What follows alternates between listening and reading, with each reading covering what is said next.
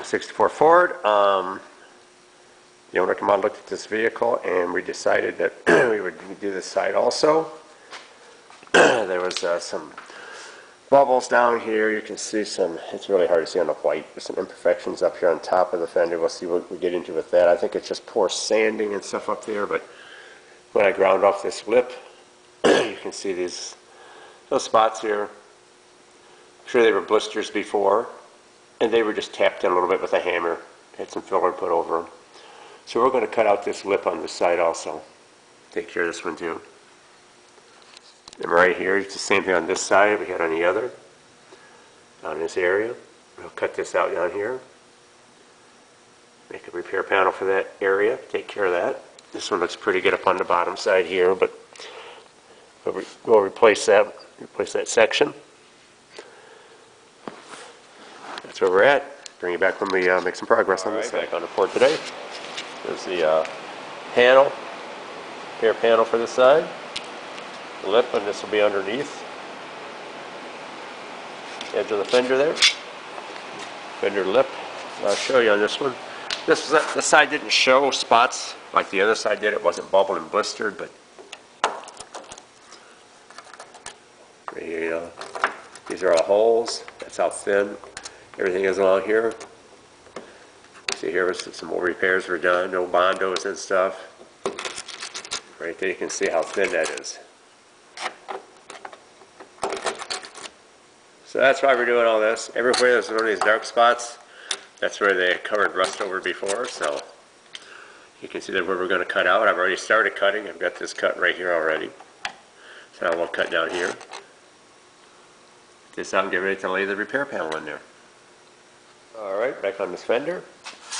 Basically the same thing as we had on the other side. Just kind of hoping that maybe we could save this inner right here, but we couldn't save the inner either where it drops down here. It was bad too. Cut the outer off out here.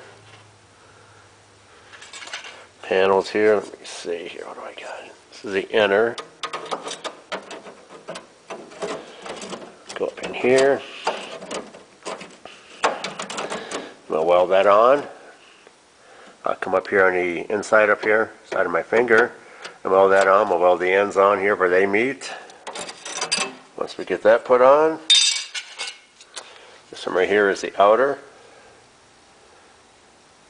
You can see the shape of that.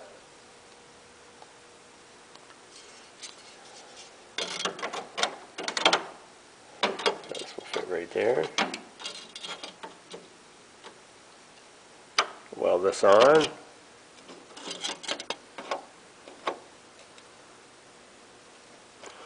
That's how we'll do that. So I'll bring you back after we get this in place. That's all pretty straightforward. I won't make any videos of me actually doing this. This is typical where they always rust. They come together right here. Panels come down and they squeeze tight together and it traps moisture and dirt in here. Cause panels to rust out. So, but everything's all solid up in here and solid up in here. So we'll just put a nice repair on those. Alright, here we go. There's our inner panel now. Weld it on. And now this outer panel. Get it turned around here. Here we go. This outer panel goes right up like this. See what we got going on here with that. Okay, we'll get ready here and I'll put this outer one on. Alright, here's the panel all tacked on now. How far I tack them apart there. I just hold this baby up. I don't clamp them on. I hold them up in place. I start on one end and I just go down the line.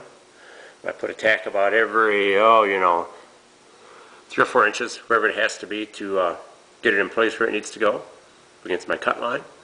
Tack down, then I go back and I start tightening up my tacks, putting them closer together, cooling them in between with the air hose. See underneath here what we got now. I haven't even tacked this one yet, but you can see how that lines up. Go up here, so the front one lines up. Focus on here. There we go. So we'll put some tacks around here. Keep going right around this seam. Get that all tacked in also. Bring you back when we're all tacked in. Okay, here we are. The right quarter panel here. This is ground down. It's pretty nice. Fits real nice.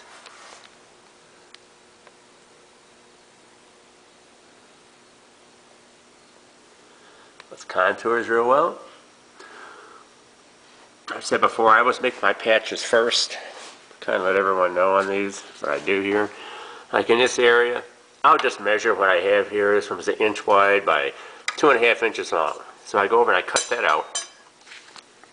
And I bring it over here and hold it up where I need it for the height, how high up, how far out to go. And I mark around it. Then I hold that in place, and I'll come over here and I'll mark along the back side of that patch so I can cut that off to the right contour. Now, this is ready to be cut out. Standard stuff here, cut off wheel, cut this out, get that out of the way.